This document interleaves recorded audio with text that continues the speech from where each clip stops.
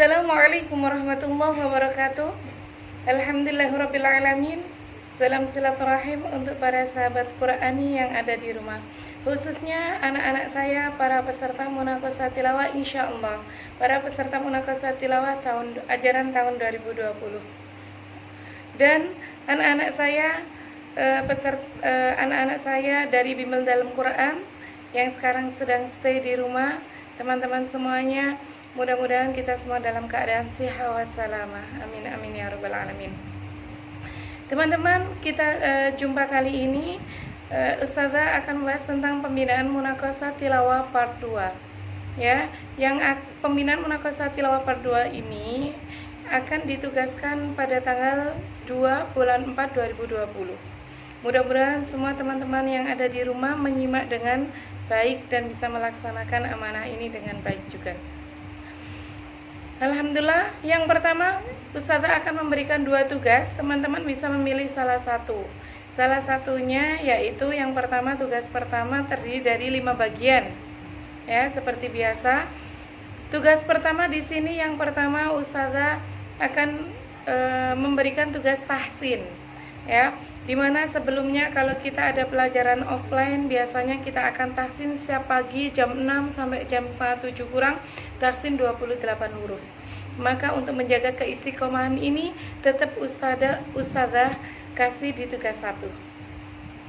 Tahsin yang akan kita laksanakan adalah yang kita tugaskan itu yang pertama, yaitu yang kemarin kita telah membahas huruf pangkal lidah, huruf tenggorokan. Huruf tenggorokan ya, yang ada 6, tenggorokan bawah, tenggorokan tengah, dan tenggorokan atas, mulai dari huruf hamzah ya. Tapi kali ini tugas dari Ustazah adalah tahsin huruf al-lisan. Kita masuk ke al-lisan ya.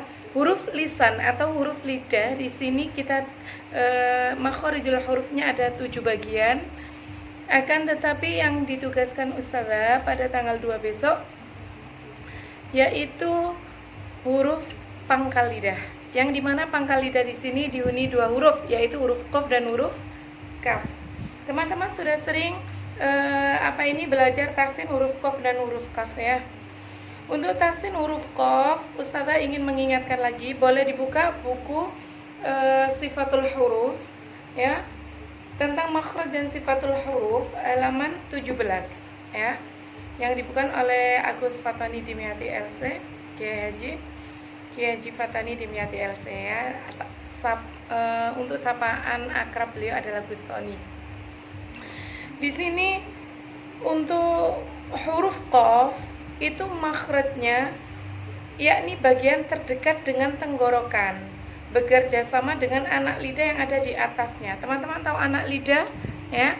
Kalau bahasa Jawanya itu endel-endel itu ya. Itu pangkal lidah yang berdekatan dengan tenggorokan, itu kerjasama ya. Pangkal lidahnya, lidah paling dalam itu kerjasama dengan anak lidah ya, bekerja sama dengan anak lidah yang ada di atasnya. Adapun cara kerjanya ialah pangkal lidah dan anak lidah saling mendekat aja, saling mendekat, kemudian suara dikeluarkan dengan dorongan nafas ya, tidak ditekan tapi hanya berdekatan saja. Ko, yang dimana makhrajnya di pangkal lidah, akan tapi dia memiliki sifat. Sifatnya huruf qaf ada 6. Yang pertama, dia punya sifat jar, tertahannya nafas. Jadi tidak boleh mengucapkan huruf qaf itu ko, tidak boleh. Tapi harus ko, seperti itu, karena dia tertahan nafasnya. Yang kedua adalah syiddah, yaitu tertahannya suara. Tidak boleh ada suara yang mengalir ketika mengucapkan huruf qaf ya. Ko, tidak boleh. Bako, tidak boleh. Ko, seperti itu. Kemudian sifatnya yaitu isti'la, di mana isti'la ini yang berhubungan dengan pangkal lidah. Pangkal lidahnya naik ya. Kemudian dia punya sifat infitah, ujung lidahnya tidak menempel ke langit. Kemudian dia punya sifat ismat, huruf keluar dengan lambat. Dan yang terakhir sifatnya yaitu qalqalah. Ya, mari kita praktekkan teman-teman untuk huruf qaf ini. Dan yang terpenting, catatan terpenting ketika mengucapkan huruf qaf, tidak boleh ada unsur mubalaghah, yaitu berlebihan. Bako, tidak boleh ya. Dia ketika mengucapkan huruf qaf, tidak boleh. seperti itu. Itu ada unsur berlebihan. Biasa saja ko seperti itu. Ko, ya, bibirnya enggak usah dikurang. Ko, enggak usah. Ya, biasa saja ko seperti itu. Dan yang kedua, untuk membunyikan sifat kolkolahnya itu secara spontan. Enggak boleh boko, ya, enggak boleh. Harus secara spontan. Boko seperti itu. Boko, ya. Untuk huruf kolkolahnya secara spontan, ya. Dan pantulannya harus menebal serta mengarah ke harokat fathah. Enggak boleh baku, enggak boleh baku, enggak boleh, harus boko. Boko seperti itu. Ya, mari kita praktekkan. Toqiqu bako. Toqiqu bako. Double ya. Toqiqu bako. Nun sukun bertemu qaf, dia punya sifat dia punya bacaan qalqalah, astagfirullah. Dia punya sifat bacaan ikhfa hakiki, ya. Di mana dia harus samar-samar. Ya. Huruf qaf ada di pangkal lidah, ya, ada di pangkal lidah. Jadi samar-samarnya pun juga sedikit keluar dari sana, ya, tidak boleh dari hidung tapi dari makhrajnya, ya.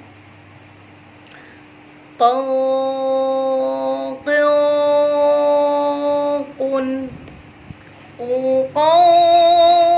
qani qaqna minal muqani maqiqa. Jelas ya teman-teman, para peserta munakasyah tilawah di rumah, ya, teman-teman bisa mempraktekkan, ya, apa yang sudah ditalaki sama ustazah.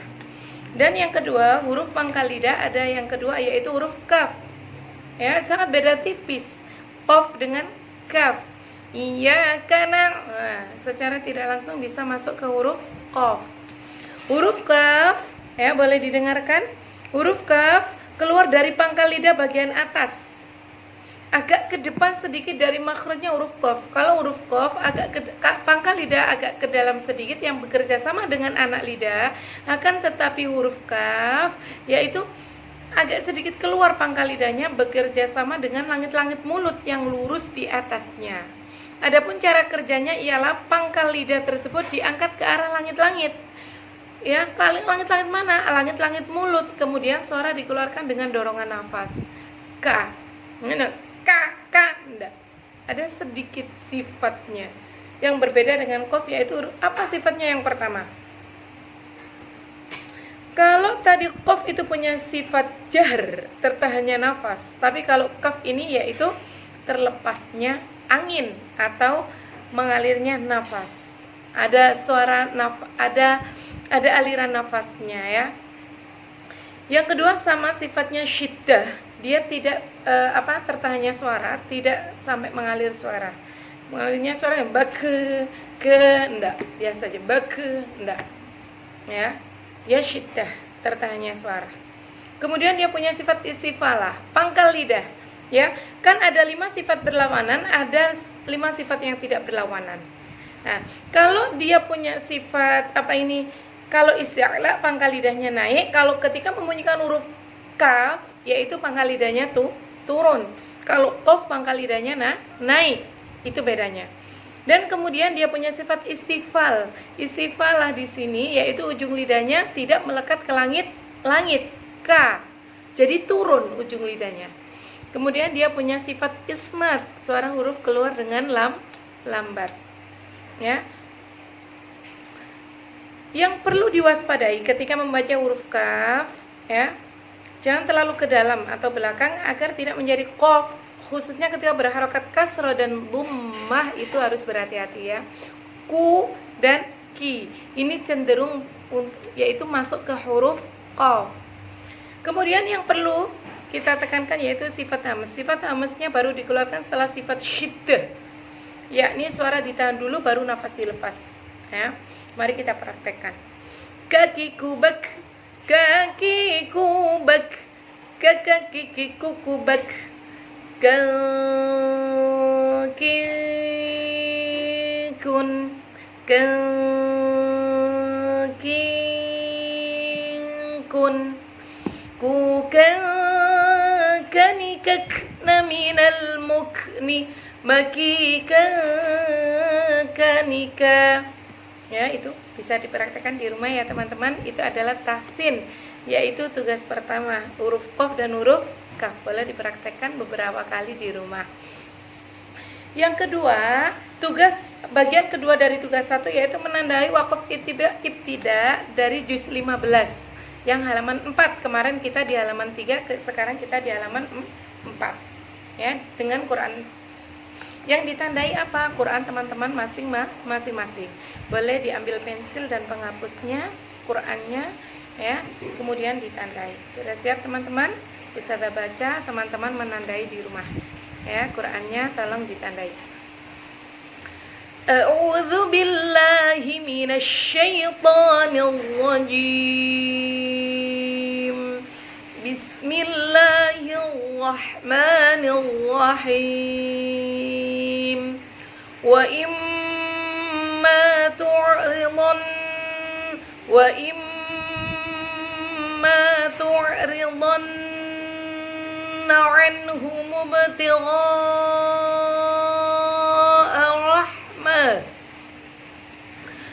anhum ibtigha'a rahmatin min rabbika tarjuha faqul lahum qawlan maysura. ولا تجعل يدك مغلولة إلى عنقك ولا تبسطها كل البسط فتقعد ملوما محسورا. إن ربك يبسط الرزق لمن يشاء ويقدر إنه كان بعباده خبيرا بصيرا. ولا تقتلوا أولادكم خشية إملاق نحن نرزقهم وإياكم إن قتلهم كان خطأ كبيرا. ولا تقربوا الزنا إنه كان فاحشة وساء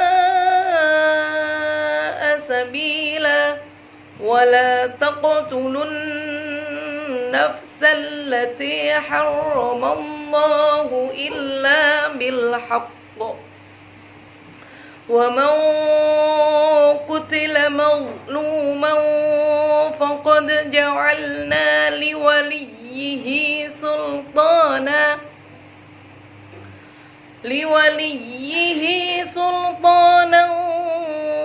فلا يسرف في القتل إنه كان منصورا. ولا تقربوا مال اليتيم إلا بالتي هي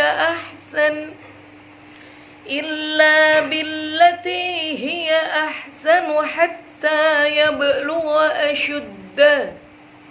وأوفوا بالعهد إن العهد كان مسؤولا.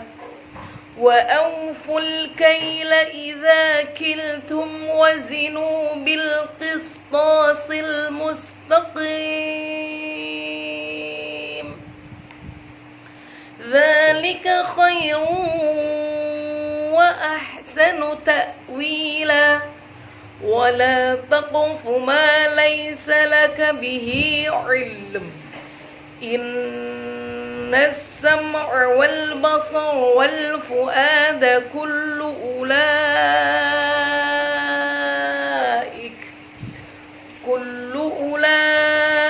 أولئك كان عنه مسؤولا. ولا تمش في الأرض مرحا إنك لن تخرق إنك لن تخرق الأرض ولن تبلغ الجبال طولا كل ذلك كان سيئه عند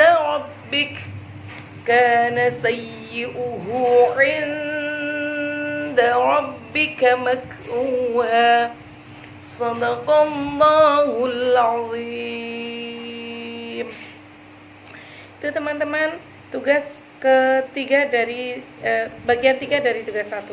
Yang keempat yaitu menghafal bab itu tadi tugas kedua ya, menandai plus memurojaah. Yang ketiga yaitu menulis surah Al-Falaq 2 kali. Yang pertama teman-teman bisa latihan dengan melihat dulu, setelah itu dipraktekkan. Kemudian yang keempat menghafal bab 4 dari buku Tajwid Wafa. Dan yang kelima menghafal bacaan Ishmam, Imala dan Tasyil ya, 2 kali saja. Tips dari Ustazah Iflaha, teman-teman ketika ingin mengerjakan tugas 1 supaya ingin seandainya pingin